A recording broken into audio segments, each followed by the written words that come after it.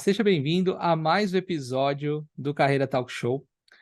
Hoje um programa muito especial, indicação de um grande amigo, o Jorge Ferreira, networker maravilhoso e que sempre está me indicando pessoas especiais para poder bater um papo no programa. Hoje eu estou recebendo a Távira Magalhães. Ela é Chief Human Resources Officer, acho que eu falei tudo certinho, da Solids, uma empresa de tecnologia focada em ferramentas para recursos humanos. E hoje a gente vai falar sobre pessoas. Mas antes, não deixe de se inscrever no canal, ativar as notificações, curtir, comentar e compartilhar. Isso nos ajuda a fazer o canal crescer e trazer cada vez mais executivos incríveis como a Távira. Távira, muito obrigado pelo seu tempo, de ter ali travado um pouquinho a sua agenda para a gente poder te conhecer melhor, falar sobre a sua carreira. Então, obrigado por você estar aqui com a gente. Muito obrigada a você pelo convite, ao Jorge pela ponte, né? Estar com você no seu canal é uma honra. Poder conversar de pessoas é algo que eu gosto muito. Cara, a honra é toda minha. Távira, eu queria entender um pouquinho pessoas, eu amo pessoas, trabalho também sou líder de uma grande multinacional, sempre fui apaixonado por liderança e recursos humanos, mas eu queria saber como essa área entrou na sua vida, como é que isso aconteceu? No início de 1999, e eu costumo brincar porque eu tenho 23 anos de carreira de RH e 24 de idade. Aí passa, tem que fechar, né? Em 1999, no início de 1999, eu já estava aí na área de RH, atuando profissionalmente falando. E apaixonei ali por aquela área, né? Assim, eu comecei a minha carreira numa holding, que era uma empresa de transporte coletivo urbano, uma companhia aérea, uma empresa de importação e exportação e uma rede de rádio e televisão. Essa era a holding que eu cuidava. E eu iniciei ali com essa holding, então eu comecei com segmentos completamente diferentes e ao mesmo tempo. Em 1999, que era uma outra realidade que não é hoje, né? Ontem eu estava brincando com o pessoal aqui que eu fechei muitas folhas de pagamento em DOS. Então, o departamento pessoal já junto ali com a RH, com parceria, e a gente fechando, primeiro na máquina de elétrica, né? Eu acho que não faz parte da realidade, muita gente que talvez esteja escutando a gente, mas eu vivi aí essa mudança de RH, essa vivência, inclusive de ferramentas, né? Da falta de ferramentas, das ferramentas não serem uma realidade de recursos humanos, e hoje a gente ter tanto acesso aí a ter dados através de ferramentas, que é até o trabalho que eu exerço aqui junto com a Solids. Que bacana. E você começou, nos primórdios dos recursos humanos, onde boa parte da atividade são os recursos humanos, ou seja, tinha um volume de pessoas para executar atividades que eram fundamentais, que são fundamentais até hoje, que é garantir folha de pagamento, desenvolvimento, retenção, talento. E aí você passou por um processo de transição entre esse RH mais manual para um RH mais digital. E como é que foi esse processo? Eu não quero, ainda não chegamos na Solids, eu queria um pouquinho antes entender Antes, como é que foi essa transição para a gente poder dizer como é que é hoje a Solids, uma ferramenta, uma empresa de tecnologia para recursos humanos, né, com ferramentas. Eu queria entender como é que foi esse processo de transição, né, para você e o impacto também que isso teve para as organizações. Como é que você tem visto isso?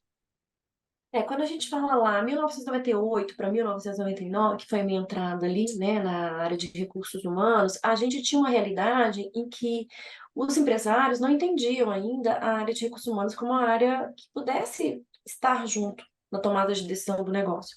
Era uma área que estava muito próxima ao departamento pessoal, a área de segurança e medicina do trabalho, e ela existia porque talvez as pessoas falavam que tinha que existir, mas assim não existia uma credibilidade nessa área, uma credibilidade que essa área podia realmente trazer a transformação enquanto produtividade, trazer a transformação na cultura da organização. Os empresários não acreditavam muito que deveria ter uma área, que essa área era estratégica. Talvez ela tinha ali aquele papel inicial ali, um papel muito importante, mas era o papel inicial do único subsistema, que era a atração, processo de talent acquisition, que era o processo de trazer profissionais para trabalhar. mas muito fundamentado ali em testes psicométricos nessa época. Não existia essa possibilidade. Empresas pequenas, em 1999, elas não tinham acesso às ferramentas de assessment para entender perfil, tudo era muito caro, tudo tinha um custo muito alto. E os próprios donos do negócio, os hoje C-levels, naquela época não existia esse termo C-level, né? Interessante como que as coisas foram caminhando, né? Exatamente. Eles eram os diretores, mas não existia essa coisa de C-level, era uma cultura ainda muito comando e controle. A gente falava assim, muito de cumprimento de horário, da produtividade vir pelo esforço do horário, era uma outra mentalidade, né? Se a gente olha para trás, a gente vê o quanto que evoluímos em termos de mentalidade de gestão. E principalmente gestão de pessoas, né? A gestão de pessoas era algo que podia ser até algo com custo elevado, o objetivo era trabalho, trabalho. Não se olhava muito para a gestão de pessoas como algo estratégico. Não se tinha indicadores de gestão de pessoas. Entendia, assim, que podia ter alguma melhora, mas era mais no sentido de contratação. Talvez tinha até uma perna em treinamento e desenvolvimento. Porque, do ponto de vista técnico, as pessoas não achavam, não se encontravam uma mão de obra tão elaborada tecnicamente, e aí você tinha que acompanhar se aqueles treinamentos, tinha os treinamentos dentro de casa, né, que a gente fala hoje que são os indoor, né? Sim. In-house, né? E os treinamentos que estavam ali de prateleira de mercado. E existia também uma gama de poucos profissionais. Você não tinha o que a gente tem hoje no mercado. O advento da internet não era aquela coisa acessível às pessoas. E é interessante a gente falar que 1999 foi outro dia. Mas a gente vivia uma outra realidade no RH. Os currículos eram recebidos, currículos de papel. Então, assim, você anunciava nas fontes que eram jornais, existiam jornais de grande circulação, e esses jornais eram vendidos em banca de revistas, e você também anunciava em jornais de bairro, ou jornais que eram entregues em sinais. Era uma outra realidade, assim, Outra não realidade. existia. É interessante falar, né? Porque eu acredito que muitas pessoas, talvez, não tenham noção que isso aconteceu. E que isso é o desenvolvimento de uma área de RH. Existiram pessoas precursoras que trouxeram o avanço do RH e trouxeram ele com esse viés estratégico. E essas pessoas lutaram muito nesse processo para a gente chegar ao RH que a gente tem hoje. Então, era assim, aquela cadeira que se constava, mas que entendia que tinha talvez no máximo a perna em treinamento e tinha algumas coisas iniciando em 1999 de endomarketing, que é a comunicação interna, que o RH já tinha também essa participação. Mas a partir daí veio um avanço. Eu acho que com o trabalho que os profissionais foram fazendo e foram conquistando o espaço, foi vindo esse avanço do profissional de RH dentro das organizações. Porque até então foi algo meio forçado de ter, vinculado ao departamento pessoal. Não que o departamento pessoal não seja estratégico, ele é extremamente estratégico, mas naquela época ele se restringia a fazer folha de pagamento, controle de ponto e controle de absenteísmo, que era o número de pessoas que estão apresentando atestado médico, como que vai ser encaminhado isso para a área de saúde e segurança, que também compunha o RH na empresa que eu trabalhava na época. Mas, assim, em algumas organizações isso já mais separado, a área de saúde e segurança, medicina do trabalho, e a área de departamento pessoal com duas sub-áreas, e as pessoas ali... É tão interessante você falar isso, porque eu me Uhum. lembrei aqui que a gente, quando departamento pessoal, a gente fazia vale. Eu não sei se as pessoas vão entender o que é isso, eu vou explicar. O que era vale? Se adiantava o salário, você pagava em dinheiro ou em cheque. Não sei se todo mundo vai saber o que é cheque também, porque eu acho que não faz parte da realidade da galera em termos de payments, né? Mas a gente pagava em talão, em folha de cheque, e a gente fazia vale de adiantamento salarial. Porque era aquela empresa com um cunho muito familiar, muito próximo. Por mais que tinha uma hold, era uma hold familiar. Então, isso tudo mudou muito. Hoje a gente fala de meios de pagamento, a gente fala de cartão flexível para alimentação e refeição, para mobilidade. E lá a gente falava de vale, que são folhinhas que você preenchia e falava assim: ah, tá, recebeu um adiantamento salarial de X. e se assinava, e depois a gente rasgava aquilo ali no momento que tinha a contraprestação do pagamento. É uma outra realidade muito operacional e zero, praticamente zero digital. Então, assim, você não falava de programas que você rodava uma avaliação de desempenho. Você não falava em programas que você rodava uma pesquisa de clima, ou uma avaliação de experiência, do período de experiência, uma entrevista de desligamento. Tudo que se criava era muito manual e era isolado. Não existia uma consonância das ferramentas conversando para a gente ter um dashboard. Existiam as ferramentas separadamente para quem acreditava em ferramentas que muitas pessoas ainda usavam o feeling ali naquela época. E poucas ferramentas para subsidiar uma tomada de decisão. Então, Cara, é uma é viajada, incrível. assim, no túnel Não, do dá uma passado, né? viajada. Você me trouxe aqui porque eu viajei, porque eu passei por essa fase, né? Eu comecei eu trabalhava até 2001 numa loja que meu pai tinha. Então, meu pai tinha uma loja de informática, eu trabalhava com ele.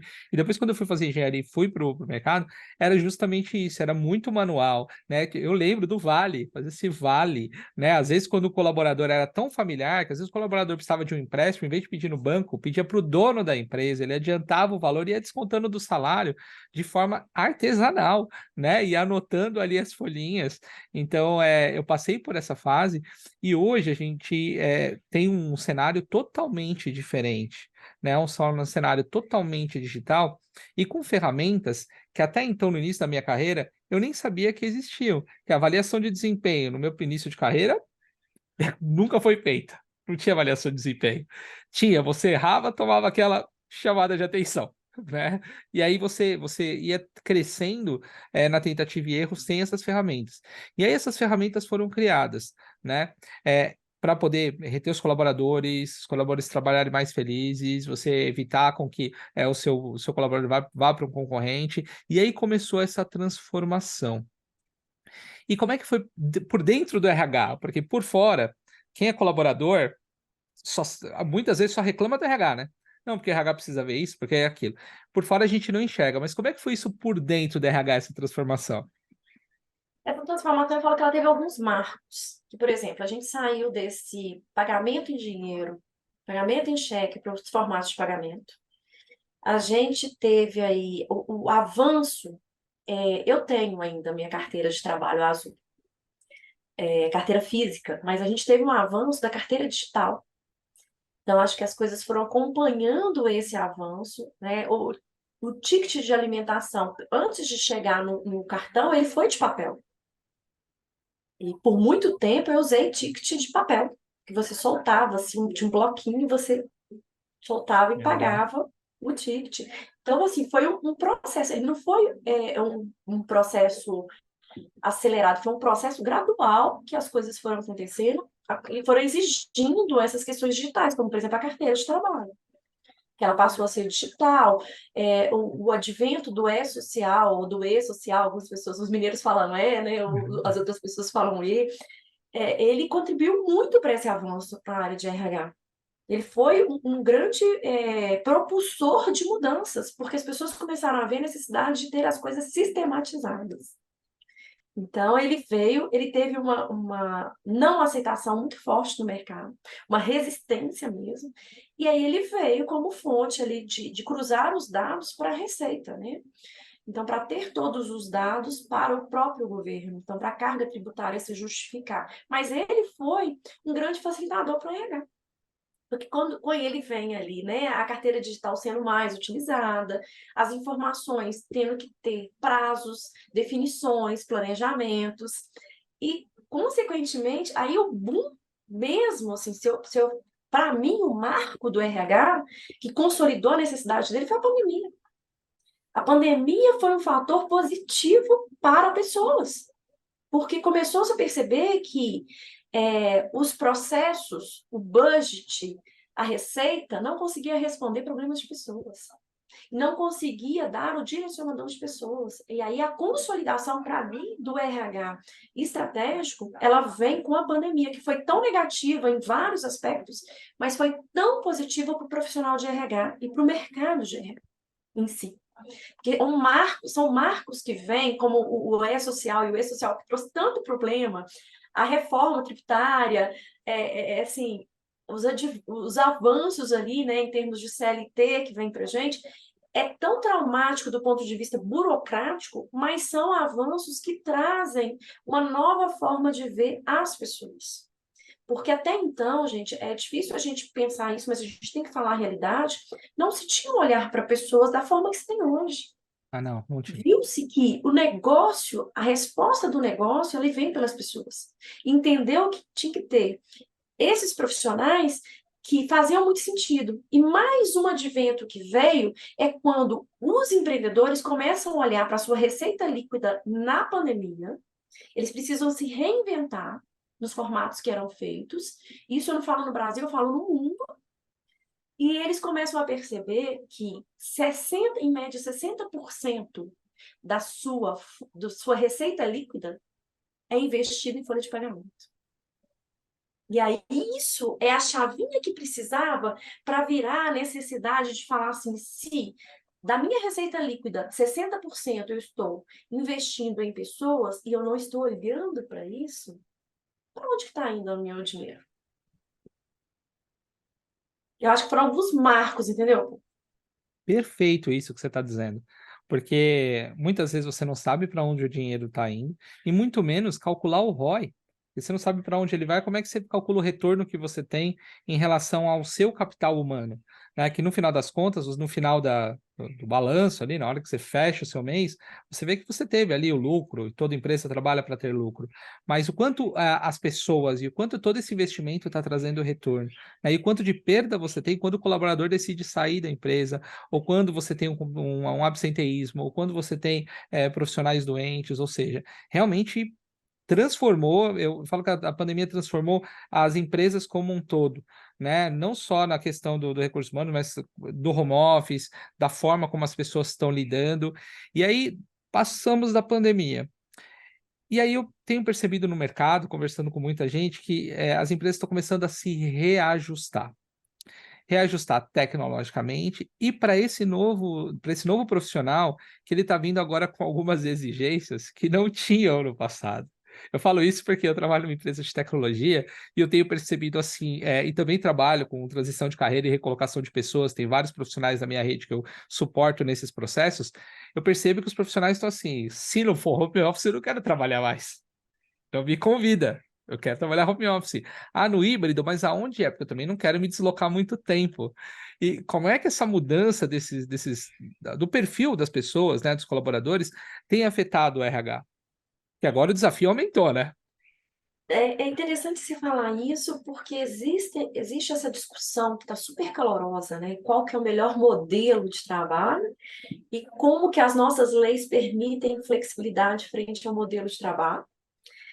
E, do outro lado, empresas também fazendo algumas demissões, em virtude dos resquícios da pandemia, ou da projetização errada, ou de como que o mercado de tecnologia cresceu, mas de uma forma desordenada, no sentido assim, preciso de quantos profissionais para que seja feito esse trabalho.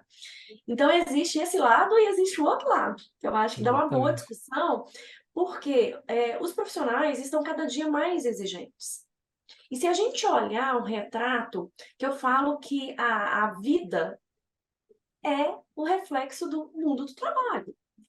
Né? As relações que a gente vive no nosso ambiente, elas vão refletir no trabalho. Não existe isso de você ser um profissional aqui, uma pessoa aqui, um profissional aqui. Você é um ser Como integral. era antigamente, né? Antigamente Não falava assim: separa o existe. profissional do pessoal, entra na empresa, esquece tudo e segue a vida. Se você souber fazer como, me explica porque isso não existe, né? Não Não, existe. não Isso é tem, não uma existe. falácia, né? E aí, quando você olha isso, você entende que as famílias estão tendo um número de filhos menor do que as famílias de antigamente. Então, o que que a gente. Olha, por que que eu fui lá nisso, para a gente fazer uma associação?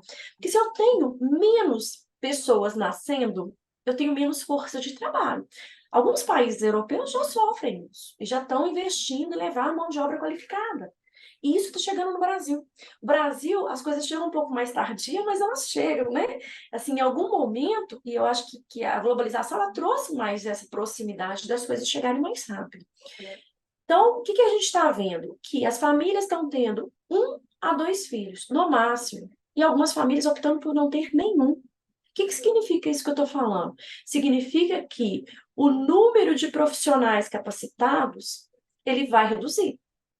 Por quê? Se eu estou tendo um número menor de crianças nascendo e número de áreas de trabalho, eu não vou ter profissionais de todas as especificidades, por mais que o nosso tempo de vida esteja aumentando. Muito pela inteligência artificial que está nos auxiliando também. Só que todos esses profissionais dessa geração, eles têm que ter como pressuposto básico a tecnologia. Então, são profissionais que eles vão ter que ter no seu background tecnologia. Então, são profissionais que vão para a tecnologia, porque tudo que eu não puder comprar já hoje via aplicativo, não tem procura, porque as pessoas já estão com o celular. Você não vê o número de telefones fixos que existia em 1999. Em 1999, a gente comprava linha de telefone por plano. Quantas pessoas hoje têm telefone fixo dentro de casa? Aí, quando muito, alguém te pergunta o número do seu telefone fixo e você fala, para quê? Por que você está me pedindo telefone fixo? Não tem por que ter Existe telefone isso? fixo. Então, a gente precisa fazer um recorte no sentido assim, o que a gente vai enfrentar nos próximos anos? A gente vai enfrentar nos próximos anos essa mão de obra que vai ser menor, principalmente no Brasil, porque as famílias estão tendo menos filhos. As famílias estão buscando a carreira e elas estão buscando como opção ter menos filhos. Então, a gente falava aí de um retrato de pessoas que tinham 4 filhos. Antes de 1999, a gente falava de 9, 10. Mas ali, em 1999, a gente falava no mínimo 3 filhos. As famílias vinham nessa composição. Hoje, a gente pode falar de uma média de 1 filho. Então, como que a gente vai ter a mão de obra qualificada para o mercado? E aí, é uma geração que é extremamente crítica. Por que ela é extremamente crítica? Porque ela tem acesso à informação que as gerações anteriores não tinham. Então, a formação para ela, aí a gente pode questionar, que é outra discussão, o nível de profundidade da informação, né, se aprofunda ou não, né, o chat GPT entrando fortemente. Então, são elementos que a gente tem que colocar na composição de que tipo de profissional que a gente vai ter no mercado. E que tipo de exigência esse profissional vai trazer, porque ele sabe que ele é uma raridade. E, ao mesmo tempo, a gente também tendo uma mudança no mercado de entender, assim, quantos profissionais eu preciso e qual o nível de senioridade desse profissional. Então, a hora essa conta vai chegar. É uma boa discussão, é uma boa pesquisa que dá sobre isso aí. Você me quebrou. Agora você me quebrou, porque eu sou pai de uma menina de 10 anos e tenho o desafio de preparar ela para o mercado. E o que você está falando, você está coberta de razão. Porque, assim, realmente, a gente, dois filhos, e a gente queria ter mais, mas a gente falou, não vamos ter mais, vamos parar por aqui. Mas realmente, isso que você está trazendo eu vejo o perfil da minha filha, que é um perfil totalmente diferente, né? Porque já é de uma geração diferente, de assim, de não ter um volume de profundidade, já nasce achando que sabe tudo, né? Tem certeza E, hoje, já. então, já tem certeza, então, não, eu já sei fazer, não sabe responder, mas fala que sabe, e que o nível de informação que eles têm faz com que eles tenham uma velocidade diferente da nossa. E aí minha pergunta, e aí é pessoal mesmo, é como, né, preparar as empresas para esse tipo de profissional, porque hoje nós temos 4 gerações trabalhando, né, eu já vi empresas até 5 gerações trabalhando juntas, e aí nós temos uma diferença cultural e de valores muito grande, né, e aí você comentou de ferramentas como pesquisa de clima e tudo mais, você já vê que hoje essas 4 gerações juntas já estão afetando as organizações, e como é que as empresas estão se preparando para isso?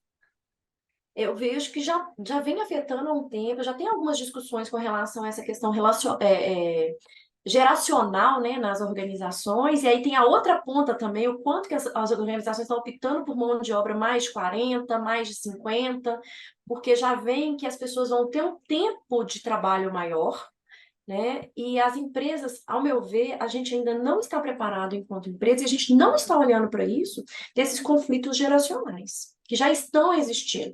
Por quê? Existe ali momentos diferentes de visualização. Então, eu me sinto privilegiada de ter passado por uma máquina de datilografia manual, uma máquina elétrica, passar para o computador, viver chat GPT, viver inteligência artificial, mas muitas pessoas que vão vir para o mercado não têm histórico. Então é muito difícil você ter essa questão geracional. A hora que você vai falar para sua filha de 10 anos que a gente tirava foto em uma câmera de filme e jogava fora as fotos que não prestavam e pagava para revelar. Que virou a peça de museu, né? E assim, como assim existia isso? E vai existir muito mais coisa que vai virar processo histórico, né? Então, como que essa pessoa vai lidar com a maneira de pensar de uma pessoa que culturalmente viveu outra geração? Essas pessoas que estão aí 40, 50, ainda tá ok para o mercado. Mas se eu tenho pessoas hoje com 60 mais, são pessoas que às vezes vão ter uma quebra de aprendizado para a nova geração. Então, a dificuldade de lidar com o digital, uma dificuldade de lidar com o chat GPT. Eu não vou muito longe, não, porque eu sou do interior. E aí, quando chegou o micro-ondas no interior, algumas pessoas tinham medo. Olhavam para o micro-ondas e ficavam com medo. E algumas pessoas vão ter receio, talvez não sejam medo, mas receio de lidar com isso, porque a gente ainda tem um outro elemento que eu vou complexizar, que é a segurança da informação. Então, quantos nossos dados estão expostos? O quanto as pessoas vão tendo receio de fazer transações ou de usar X ou Y tecnologia por questão de segurança da informação. E essa geração que está chegando, a sua filha de 10 anos, que eu também tenho um filho que faz 10 anos agora em outubro, ele está com 9, é uma geração ousada, é uma geração do risco, é uma geração da tecnologia. Então, eles vão vir com comportamentos, na hora que você fala assim, é uma geração que tem pouca profundidade, mas tem certeza das respostas, porque a quantidade de saber para eles importa, e a quantidade de experiência importa. Então, não é uma geração como a minha geração, era da casa própria. Eu sou da geração casa própria, eu sou da geração X. Então, você tinha que ter uma casa própria. Hoje, você pergunta para essa galerinha e ela fala o seguinte: eu quero conhecer o maior número de países. Eles não querem ter carro mais. Culturas diferentes. Eu não vou ter Sim. carro. Eu já passei por essa situação de falar o seguinte: de o pai querer dar um carro, e o filho fala o seguinte, mas para que carro se eu posso usar Uber? Qual o sentido de eu ter um carro e ter todo esse custo? E você ficar assim, meio que, como assim? Eles não querem mais ter carro, agora quer Airbnb. O que você está falando é preciso, perfeito. O nível de criticidade, por que a gente não parava para olhar que a gente tinha que ter carro? Porque o nosso transporte público não satisfazia. E o nível de criticidade dessa galera é exigir uma melhora no transporte público. É exigir mais facilidade, é residir próximo do onde trabalho para ir a pé. Então, assim, estamos preparados para isso? Não. É responsabilidade de quem? Do RH. Qual momento esse tema vai vir para a pauta do RH para preparar duas coisas? Que a gente vai passando do tempo e a gente continua uma deficitária, que é a preparação para a aposentadoria. Porque o ser humano ele não está preparado também, a relação com o trabalho é muito forte. E como que faz essa ruptura para manter a qualidade de vida da pessoa e ela se sentir útil e produtiva? Então, esse tema a gente já está com um atraso imenso. E outro tema que vem para a pauta é preparar os conflitos geracionais de terminologias. Porque você fala uma terminologia e uma pessoa fala: o que é isso? Porque não faz parte da realidade dela essa terminologia. Porque é uma terminologia que está, às vezes, obsoleta, que é de outra geração. Então, quanto a gente tem que levar para a pauta dos RHs a necessidade de trabalhar com grupos e squads com gerações diferentes, com pensamentos diferentes. Então, isso não está indo para a pauta ainda, mas tem que entrar em algum momento. Por quê? Nós vamos trabalhar, muitas vezes, uma pessoa com uma idade de 60 sendo mentor e sendo mentorada pela tecnologia. Ela vai ser mentora em termos de experiência, maturidade, tomada de decisão, sensatez, inteligência emocional, mas ela tem que ter sessões de mentoria com uma pessoa de 19, 20 anos para falar com ela de tecnologia, de linguagem e de inteligência artificial, de machine learning. E aí a gente vai ter que ter a sabedoria de lidar com isso e fazer isso acontecer de uma forma. Quem fizer isso primeiro vai ter mais competitividade mercadológica. O que dizer agora? Que complexo, Távera, porque você está coberta de razão. E aí minha dúvida é, por onde começar? Porque assim, eu vejo que realmente tem um atraso, eu que estou no mundo corporativo, que trabalho no mundo corporativo, isso que você está dizendo é a mais pura verdade, não só pelo que eu vivo, mas por diversos executivos que eu converso, e realmente existe esse atraso, mas por onde começar? Porque eu acho que se começar pela alta gestão, isso pode, essa pauta, nessa agenda desse executivo, com o ESG, dentre outras coisas que precisam ser tratadas também, e hoje o ESG está afetando até investimento de fora, então é algo urgente para a alta gestão.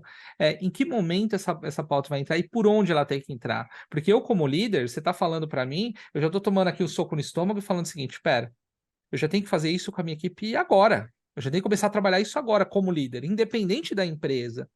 Mas por onde introduzir esse tema nas organizações? Como é que essa. Porque, assim, de diversos fóruns que eu participo, de recursos humanos, eu não vejo realmente isso que você está trazendo sendo discutido numa intensidade para acelerar esse processo. Isso tem que começar. Para mim, isso é responsabilidade do RH que vai levar para os founders, para os empreendedores e para as lideranças esse conceito que está distante. Igual você falou, o que era distante em 1999 ali, que era a atuação do RH, hoje está distante isso. E a gente tem que começar já. Se a gente não começar já, e ele começa atrelado a dois conceitos, que é o conceito de atração, como que eu estou atraindo as pessoas, não só por perfil, mas também atraindo as pessoas no sentido de complementaridade, como que essas pessoas estão sendo complementares. E há uns anos atrás, você que trabalha com tecnologia vai falar isso melhor do que eu. Falava assim: eu não consigo contratar um profissional de tecnologia que tenha uma inteligência emocional. São pessoas mais analistas, são pessoas mais recuadas, são pessoas mais tímidas, e a gente vê esse movimento acontecendo. Os profissionais de tecnologia sendo mais relacionais e buscando mais cadeiras de liderança. E a gente vê um outro movimento acontecendo, o RH assumindo as cadeiras de tecnologia, ou a tecnologia assumindo as cadeiras de RH, vice-versa. O RH se aproximando da área de tecnologia. Então, a gente começa de que forma? A gente começa no sentido de desconstruir conceitos que a gente tem, em que não é possível a gente ter gerações diferentes trabalhando. A gente tem que começar pelo começo, desconstruir isso e pensar que a gente já tem gerações passando e a gente vai ter que trabalhar com desenvolvimento de competências diferentes por cada geração até ter um nivelamento. Mas a gente precisa, isso está sobre a responsabilidade do RH e sobre a área de desenvolvimento. A gente precisa desenvolver competências técnicas e comportamentais singulares por geração. E vai chegar um momento que a cultura da empresa, se isso for cultura para ela vai ter todo mundo na mesma direção, porque o objetivo não é a gente priorizar X ou Y. O objetivo é a gente trazer resultado e produtividade dentro da organização. O como importa. Se o como importa, a gente tem que trabalhar conceitos diferentes para pessoas em gerações diferentes. E explicar para essa geração, a geração baby boom, que ainda está no mercado, baby boomers, que ela vai ser mentora, mas ela vai ser mentorada. E explicar, porque às vezes a pessoa se apega na idade. E ela fala, mas eu tenho anos de experiência. A experiência que você tem talvez não valha para o momento atual, se você não se reciclou. Se você fez uma faculdade em 1800 e bolinha, e você nunca mais foi a um congresso, um evento, estudou, participou de meetups, de encontros, como está obsoleto o seu conhecimento? Ele é praticado na atualidade? Cabe a gente discutir mais sobre isso. E cabe a gente discutir para essa outra frente que está chegando agora com uma energia imensa e com a força de produtividade imensa. E com desejo de fazer, mas não com desejo de se sentir aprisionada como as gerações anteriores que ficavam 30 anos numa empresa e se aposentavam. É uma geração que fica no máximo 3 anos. Eu vou falar que é de 1 ano a 3. Talvez até menos de 3 vai estar saindo. Nós não estamos preparados nem para isso. Como que a gente está agindo verdadeiramente frente a isso? Como que o processo de talent existe, o processo de seleção, quando você fala assim, eu quero ficar na empresa somente um ano, te reprova? Como que é ignorante essa tomada de decisão? Se você ficar um ano, eu te quero, e você vai fazer a diferença na minha empresa, e você vai trazer muita solução, inovação, e você vai trazer receita. Porque é uma geração que não quer ser prisioneira de uma relação duradoura. Aí que eu falo que a relação pessoal imita a relação de trabalho e ela espelha isso. Você vê os relacionamentos muito menos duradouros do que os relacionamentos antigos. Porque as pessoas querem viver experiências. As pessoas entenderam que ser é muito mais importante do que ter. Então eu quero ser, eu quero estar em lugares diferentes, eu quero viver coisas diferentes, eu quero estar em empresas diferentes por aprendizado. Então, se eu quero estar ali um ano e depois de um ano eu quero me mudar para a Austrália, e eu falo isso no processo seletivo, eu não posso ser reprovado. O nosso modelo mental precisa ser trabalhado. E principalmente dos profissionais de RH, que tem que ver valor nisso e falar assim, você quer ficar um ano? Vem, fica um ano. E pode ser que esse um ano eu tenha desejo de ficar mais um ano. Porque a experiência que eu estou vivendo ali, o ambiente, me favorece desafio, aprendizado, conexões. Nós somos seres de conexões. Sabe, eu vou falar para você que, olha aqui, Jorge, obrigado, cara, que aula. O que você está trazendo aqui é tudo que eu acredito. E eu vou falar para você que é a primeira vez que eu vejo um RH falando dessa forma, com essa intensidade do tipo, fica um ano, vem, entrega seu máximo, vai ser feliz. E eu trabalho com recolocação e transição de carreira para profissionais executivos. Tem muita gente na minha rede. E eu vou falar para você que dos últimos 5 anos que eu trabalho nessa função, que eu atuo nessa função ajudando, é a primeira vez que eu ouço um RH falando isso. Porque eu ainda vejo no processo de atração, ainda o RH fazendo assim, se é para ficar um ano, eu não quero, descartando profissionais que sabem que não vão ficar 6 meses, em vez de aproveitar os melhores 6 meses de resultado que ela pode ter daquele profissional, não é o suficiente, porque eu acho que a pessoa vai ficar, porque eu trabalho muito, chegam para mim muitos executivos que chegaram numa escala absurda e falam o seguinte, pô, cheguei aqui, tenho muito gás, quero entregar, mas estou disposto a reduzir tanto o salário quanto a cargo, mas ninguém me liga. E aí eu vejo, muitas vezes, eles fazendo entrevista e falando o seguinte, não, cara, eu vou te contratar, você vai ficar 3 meses e você vai sair. Olha que absurdo, em vez de aproveitar uma baita experiência, uma baita bagagem e um gás porque a pessoa quer ir para trabalhar no projeto, às vezes já com a vida consolidada, acaba perdendo oportunidade porque RHs atuais, eu vou dizer que atuais porque isso está acontecendo hoje, não tem essa visão que você trouxe do tipo, então tá bom, se você sair daqui a 6 meses, tudo bem, mas eu quero sua experiência aqui comigo, vem agregar para o time. Eu não vejo isso Recentemente, acontecendo no mercado hoje. é interessante como que a gente está falando disso, e a vida também imita a arte, né? Porque recentemente, eu não sei muito certo o ano, mas saiu um filme aí que muitas pessoas discutiram sobre ele que chama O Estagiário. O estagiário, sim, com... Eita, não vou lembrar o nome do ator, com a Anne Hathaway. Perfeito esse filme, sim.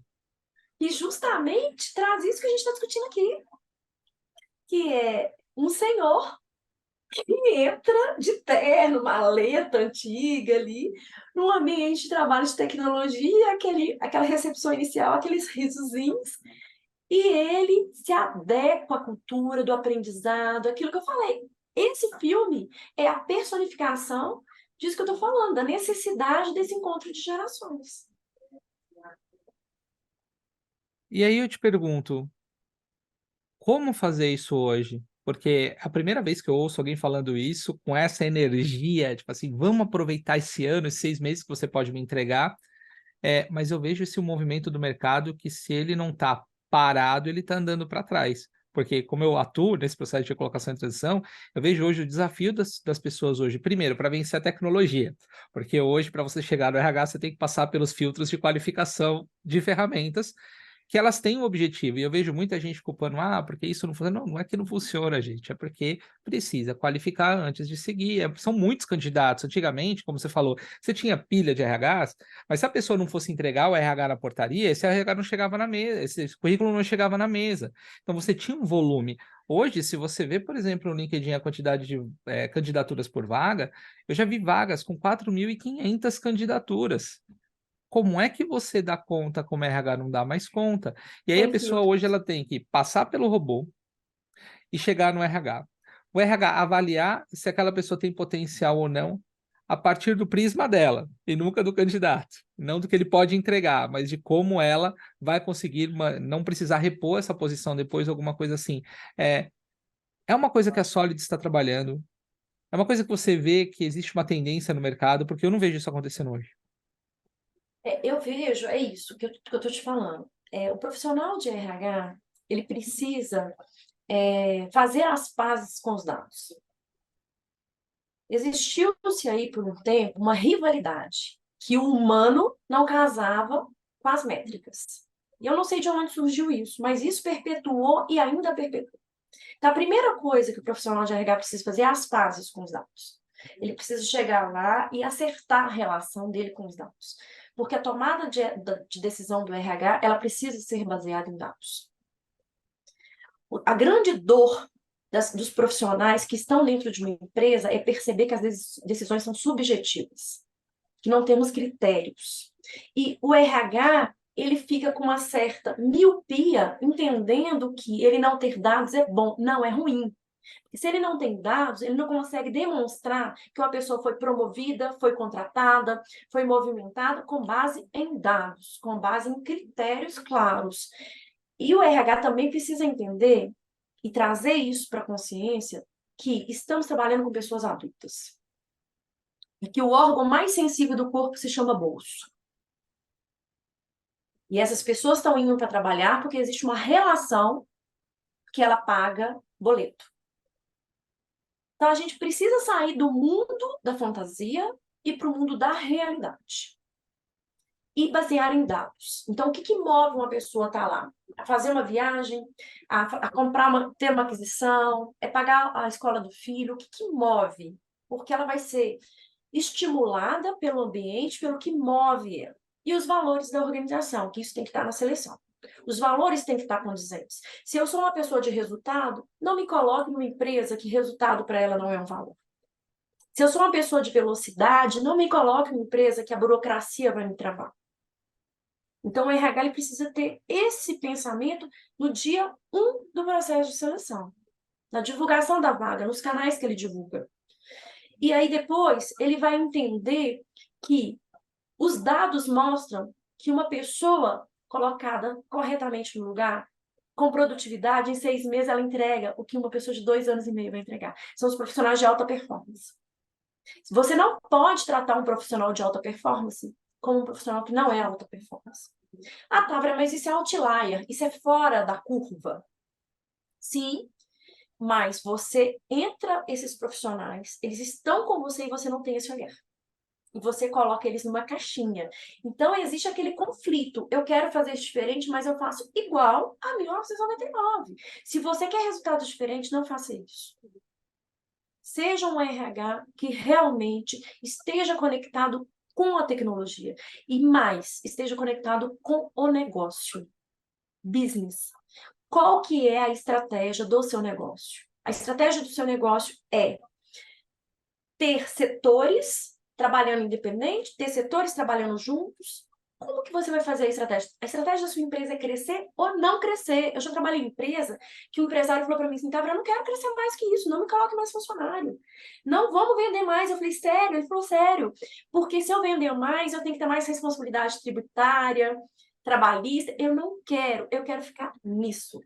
E tá tudo bem. E tá tudo bem E tá também. É tudo uma decisão, é bem. uma estratégia, é uma decisão. E tá tudo Mas bem. se o RH não estiver em consonância com a decisão, ele vai oferecer remédios para dores que não existem.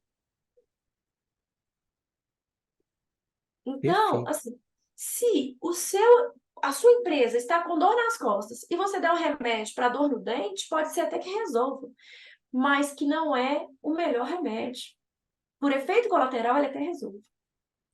O papel do RH é identificar dores e propor alívios. Só isso. Se a gente fizer isso com ferramentas baseadas em dados de forma objetiva, você vai ter resultado na produtividade. Você vai ter resultado se você der um feedback assertivo e orientar os líderes a darem feedback assertivo. Um grande erro do RH, recentemente eu publiquei, no início do ano, eu publiquei um artigo falando sobre isso, que as grandes dores do RH é porque o RH ainda se sente com superpoderes e não entende que cada líder tem que ser gestor de RH. Ele assume papéis que não são de responsabilidade dele. E aí ele vai ter um conflito com o cliente dele inicial, que é o líder, e o líder não vai propagar a estratégia porque o líder não compra. O RH tem que entender que o grande cliente dele são as lideranças. E que o cliente maior dele é o negócio e o resultado do negócio. E que o como ele vai fazer, ele precisa de ter um indicador que indica a dor de melhoria no resultado do negócio através do RH. Aí sim, você entendeu que o papel do RH faz mudanças, provoca mudanças, é transformacional numa organização. E a Solis trabalha com isso, porque a Solis trabalha com uma jornada desde da aplicação do candidato até a saída dele, que a gente chama carinhosamente de off-board ou desligamento. O offboard é mais, eu acho que soa melhor que o desligamento. O pessoal tem medo do desligamento. Eu gosto do offboard, eu gosto dessa palavra. As pessoas chamam, mas assim, para quem não quer usar o termo inglês ou coisa assim, ou entende que isso é modinha, é o processo de saída. E eu falo que os relacionamentos são feitos de ciclos, porque a vida é feita de ciclos. Você vai nascer, crescer, ter responsabilidades, e um dia você vai morrer. Então, a gente evita de falar disso, mas todo profissional, para mim, de RH, ele precisa capacitar a liderança e saber desligar, que é Exatamente. outra temática. Outra temática. Vai ser um programa que a gente vai gravar de novo. Eu vou querer você de novo no programa pra gente falar sobre isso, tá, velho? Espetacular a quantidade de insights e quanto você trouxe temas que eu não vejo serem falados, mas são urgentes para as empresas hoje. Espetacular, que visão, que incrível. Mas também a gente tem um combinado de tempo, eu também não quero extrapolar e atrapalhar a sua agenda. Temos que É, terminar o mas ciclo, né? exatamente. Mas antes, eu queria te pedir uma dica. Eu sempre peço uma dica de livro, filme ou série que te impactou, que vale a pena compartilhar com a audiência. Eu gosto, um livro que eu tenho indicado recentemente, que eu li e que foi para mim um divisor de águas, que foi o Rápido e Devagar. Daniel Kahneman. Gosto muito. É um livro que no início é um livro que chega a ser chato, mas que você entende o quanto que o seu pensamento é viciado a tomar decisões com bases em achismo. Gosto muito do livro. O Estagiário foi um filme que eu lembrei aqui. Eu gosto muito de filmes. Távia, eu não sou uma pessoa muito de séries, porque o meu estilo é iniciar, iniciativa e acabativa. Então eu sou muito de filmes. Então eu lembrei aqui do filme do Estagiário, e tem um filme que não é um filme muito antigo, mas não é um filme tão novo. Tem dois filmes que eu gosto muito, mas um eu vou falar dele aqui, que é aquele Fome de Poder, que é um filme que mexe muito, que é o caso do McDonald's. Sim. É um filme duro, mas é um filme que tem olhares diversos, né? Tem o olhar do crescimento, tem o olhar do como, tem o olhar da estratégia, tem o olhar do operacional. Ele se viaja em termos de olhares nele. É um filme que, se olhar por uma perspectiva, é um filme duro, que é um filme ali de coisas que não são feitas de forma tão adequadas, né? E é um filme também que te dá margem de pensar uma série de coisas em termos de posicionamento, postura, mercado e tomada de decisão. Lembro também, gosto muito de um filme que é antigo, mas eu gosto muito dele, que chama Coach Carter, que eu Perfeito. De acho que liderança é meu favorito. todos os RHs que não assistiram, é um filme antigo, mas eu acho que para quem não assistiu, vale assistir, porque te traz ali a questão de metas, a questão de disciplina, a questão de organização, a questão do papel do líder, a questão de ter estrelas ou estrela, porque recentemente eu estava no painel e um colega compartilhou uma frase que eu vou replicar ela aqui, que é: não existe céu que brilha com uma estrela só. Então, a Perfeito. gente precisa ter. Não foi bem assim que ele falou, deu uma adaptada na frase dele, mas é isso, assim: uma estrela não brilha sozinha no céu, que é a frase dele. E a gente pensar isso, a gente pensar que se a gente quer resultado, a gente tem que trabalhar com times e times de alta performance. Então, não sei se eu pude contribuir. Espetacular. Contribuiu muito, eu sou apaixonado, tanto que eu escrevi esse livro aqui, que chama Profissional de Alta Performance, onde eu trouxe vários profissionais para falar exatamente sobre isso, porque Ah, quero assim, ler esse livro, hein? vou te mandar esse Ah, eu livro, quero. depois eu pego o seu endereço, porque assim, são vários, eu reuni vários executivos, é um livro de coautoria, onde eu acho que a gente é muito, pelo menos aqui nos países latinos, a gente brinca muito com a produtividade, né? A gente não leva a produtividade a sério. O europeu, ele tem mais essa questão do, não, eu vou produzir o que tem que produzir, mas eu vejo ainda que tem espaço para a gente poder produzir o dobro na metade do tempo e ter mais tempo para a gente poder cuidar da nossa vida também, né? E fazer gestão de energia e resultado mais do que gestão de tempo. Porque o tempo eu não consigo gerir, né? Ele é 24 horas para todo mundo, eu não consigo voltar e nem antecipar. Então, é uma das coisas que eu sou apaixonado e perfeito. Távio, eu quero te agradecer demais pelo seu tempo, pela sua visão, contribuiu com vários insights, um baita programa. Fruto das conexões, eu falo muito do networking, quanto o networking é importante, e o Jorge muito generosamente falou, pô, você tem que conversar com a Távera, é fora da curva, ela é espetacular, te encheu de elogio. Não. Falei, não, eu preciso conversar com ela, e esse programa mostrou o quanto realmente ele tá certo dessa visão, nossa, incrível. Parabéns, obrigado pelo seu tempo e pela generosidade em doar tanto conhecimento pra gente. Obrigada a você. Eu tô com o Instagram novo, que é o Tavira RH.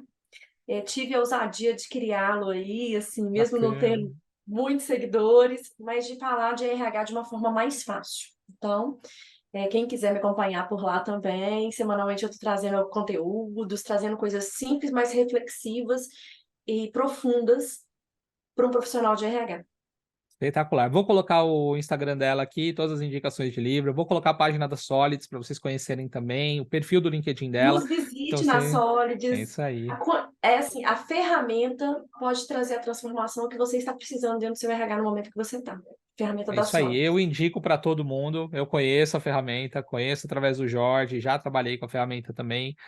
Sei que é uma ferramenta muito diferenciada e que realmente tem um propósito muito lindo de transformar positivamente, né, os RHs.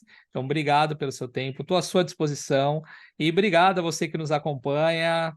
Não deixe de se inscrever no canal, ativar as notificações, curtir, comentar e compartilhar e dar o seu feedback sobre os episódios, porque isso nos ajuda a crescer e trazer cada vez mais pessoas especiais como a Távira, que nos doou o tempo dela para gerar tanto conhecimento. Obrigado e até o próximo Carreira Talk Show.